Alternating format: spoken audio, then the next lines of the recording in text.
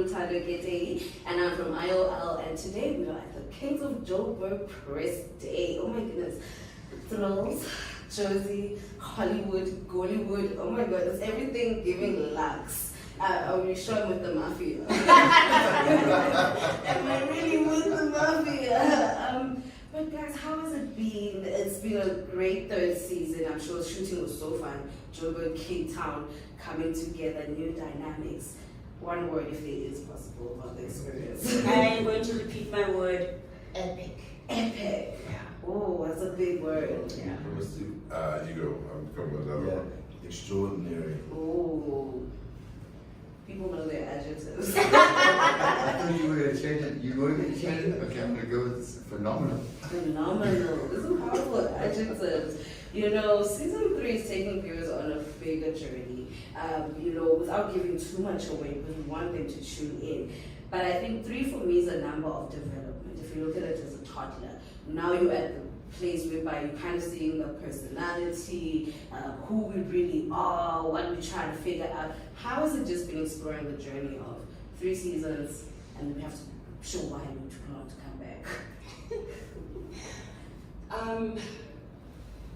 Yeah, this season was a big ask. It was a big task because we were coming from a very successful season 1 and a very successful season 2, and we wanted to make season 3 even bigger, even better. And that's a huge responsibility, because what does that mean? That means you have to get the best of the best. In terms of cast, you have to get the best of the best. In terms of crew, you have to have the right pocket to do what you want to do cinematically. So it was a big ask, but the way we were able to collaborate with everyone that came onto this project was exactly what the doctor ordered, because everything came together the way that it was supposed to. I love that combination. You know, it's really a proof that we can deliver the best when we're given the right ingredients.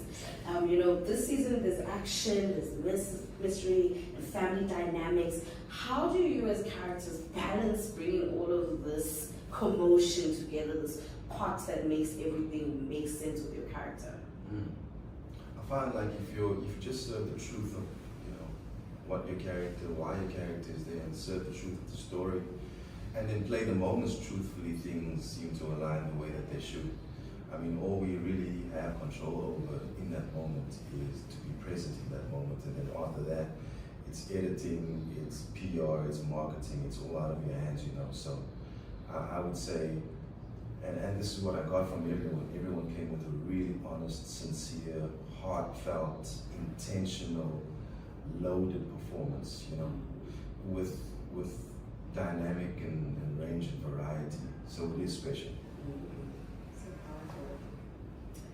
What scene, when we actually go back to the beginning, the scripts were delivered by the PAs, and you had to read that first page, and you saw what was going on with your characters. What were the first thoughts? How many jump My first thought was, oh, damn it. My thought was, what the hell is an Isidore? What a name. No, no, here's the funny part though. My elementary school was called Isidore and Ida Strauss School. Okay. So I felt a connection to, There we go. to my elementary school. And I always wondered who Isidore was. So. Man, after the first couple of pages, I'm like, yes, less talking, more doing, let's get to it, you know? And that's nice, that's really nice to feel, because it's ballsy, it's gutsy, it's brave, it's courageous, you know? And the execution went along with the vision, so yeah. For me, the fact that I was in season 3 was really, that was a big yes for me. And I'm going to be very, very honest about this, and like maybe some producers and directors won't really like this, but that's the first script that I literally could not put down. I when I got it, I was reading it on my phone, and I was on my way to a client. I actually phoned the client and said, I'm going to be late. No, literally I did. I said, we need to move in like an hour, and then I basically was reading it. I didn't get finished because I'm a slow reader. I got to the house, and as soon as I finished training the client, went outside, sat in the park, and finished reading the story. And then wanted to find out who the writers were and thank them. Oh, So that was so great. I mean, superstars, glam, Josie would glam. Season 3, we have a nice toddler now. Our toddler's starting to walk and identify themselves. You guys have been a part of this from the inception. How does it feel to see our toddler moving so great? Tough to remain, right? Somebody's got to do it. Look, this toddler is a very special child, you know. 1, 2, 3. Yeah, like from the very beginning, I feel like he or she, well, he learned how to walk without crawling, really, you know, because he grew up so fast. We were very clear about who this person would be and what we aspired for them to be. We're a melting pot of a myriad of characters, you know, with a purpose. Every character has purpose in the story, and that formulates part of this child. And the child themselves are developing bit by bit over time. You know, they're flawed. It's a very flawed child. But a child with a very clear direction, and a child that's constantly growing and discovering themselves and becoming hopefully a better version of themselves, you know. You see them in the various personalities where each character in one way or another has found, you know, an upward trajectory, you know, in one way or another, you know, but also remained grounded in who they are. So it's a beautiful story and a melting pot of like different types of people who come together and formulate like one great personality. So it's good to see that people are receiving it very well. Yeah. Melting pot, how can we not? Melting pot! You know, season 3 is more intense, you know. And we're looking at more character development now. What can viewers actually expect from your characters? What will shock them? And what will be like, oh, finally. They're getting into where they should be, you know, because, you know, viewers, we have dreams for our favorite characters. So what can they expect? So I will talk about Keneile. I think Keneile will surprise a lot of people by her strength, the love and the loyalty for her family as a protector. The youngest in the family, I always say this, but she's the one with the more voice, the one that reasons more, the one that wants to protect more and just show like the reason why you should or shouldn't do certain things. And her having to be part of such a stubborn and aggressive and I think fighters in the family, that makes her stand out, because obviously in any family you have that one person that's far different from their own family. You even ask, are you really from the Mokwena, or are you like Khatebe or Mokwena? Because I'll try to live on. But also the surprising part about Keneile is she's exactly like them, but she chooses not to use that because she loves her family so much. So I think the surprising part is she will be the last man standing because of her choices, because of a fear of losing people that she loves, and her mission is just protect and save and save. Yeah. And when you got the script for the first time, obviously now it's like, how can they do me like this? Yeah. What was those first reactions when you guys read the script? When it was delivered, PA said, here it is, and you guys were like, For my character, specifically Pumzi, I was happy with the route that she was going. I was happy that she's just choosing good, and she just wants to be a better person, not only for her but for her son also. I was really upset that she decided to go with Mo and go on this very long journey, trying to help Mo out and also trying to make sure that their son is safe. But she had no choice. She really had no choice. The dynamics and the layers that these new characters bring, and how did that excite you in terms of pushing the envelope within the script? Yeah, introducing the new characters for sure, and the new Seete, And the story around the city, I think for me, what really got me excited is the prison scenes and the story in the prison and the new kings of the king, you know, and having a sister that doesn't understand there's going to be a new king in town. But the story in Cape Town really gives us a fresh feel, like fresh look of Kings of Joburg, and the characters, you can see them even outside, really credible, amazing actors that really joined the family, and we're really excited to having them. Yeah.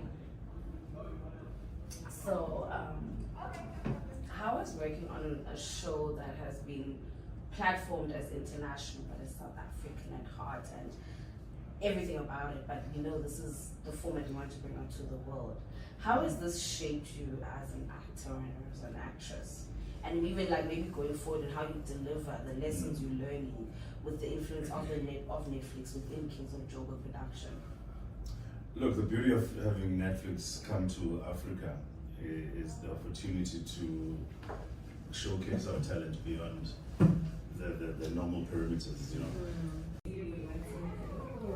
Level up, baby, level up.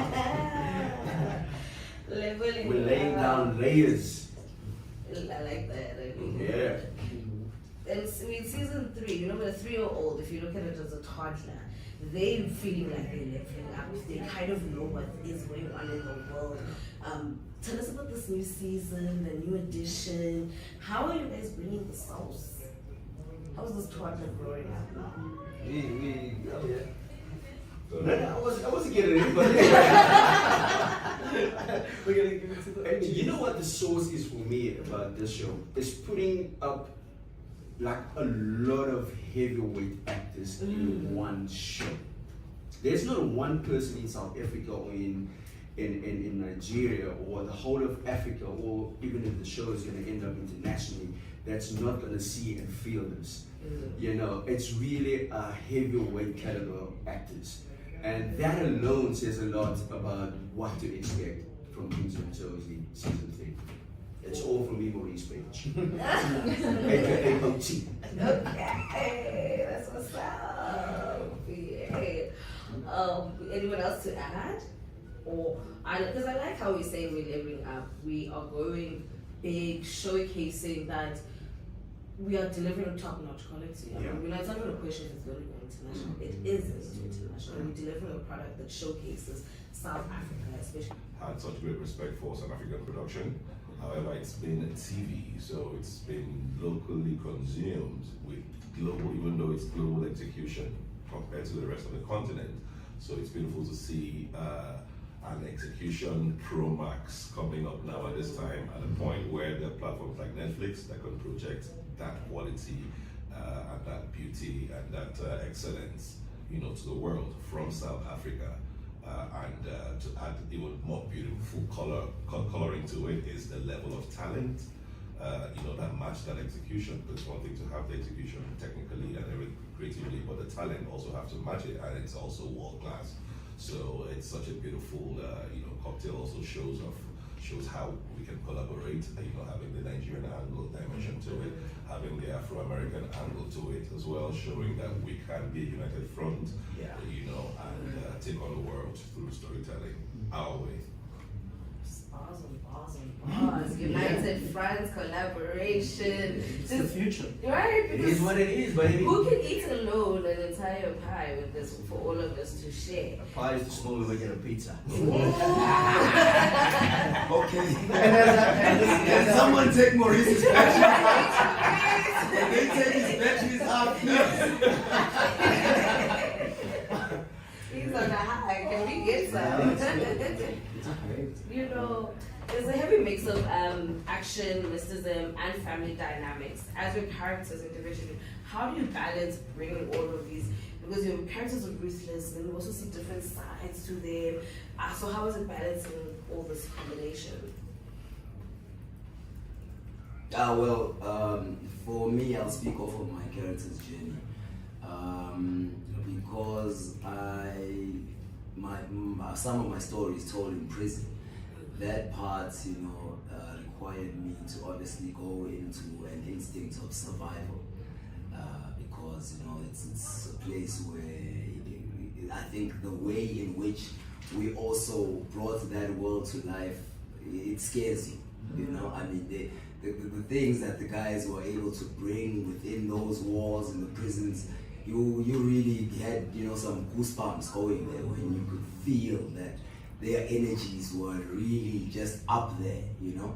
So that was, you know, some of the challenges that I went through. And then also there's a bit of, you know, some softer side to it as well, especially when we are out of all that mess. And, you know, we now trying to obviously, you know, get ourselves together and, you know, complete certain missions that we needed to complete. So, yeah, no, the challenges were just different, but each challenge brought about an opportunity to grow, to learn, to feed off the cast that was there, and, you know, the safetyness of the crew that, you know, was there, you know, that allowed you to be at your best at any moment. So yeah, no, there's. I mean, to add to just what Abdul said, there's also this level, the softer side is also this level of humanity that we also tap into.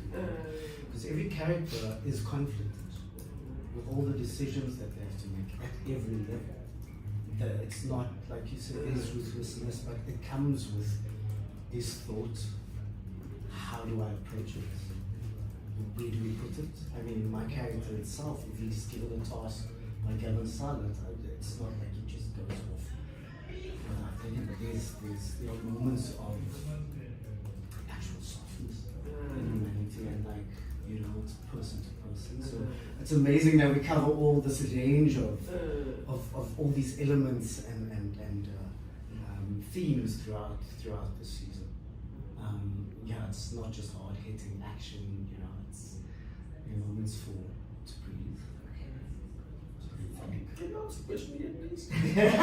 So then the elements of action, mysticism, and family dynamics, how do you balance all these elements when bringing it into your character? And also because there's different sides to this character, you know, the soft, it's harsh, you seem quite a dimensioned character. I thought for me, I think it's more, for me it was about reason. The reason why it's placed there between those walls were these, you know, cruel guys and environment. It's the reason why he's there, which is obviously his loyalty to his family. You know, he's fearless, but also the reason why he's being soft, or known as a soft boy, but the soft side cannot be shown in a place like that. So what is the reason for not being like that is because there's a purpose behind why his family is doing what they're doing down in Cape Town, and for why he needs to protect his territory.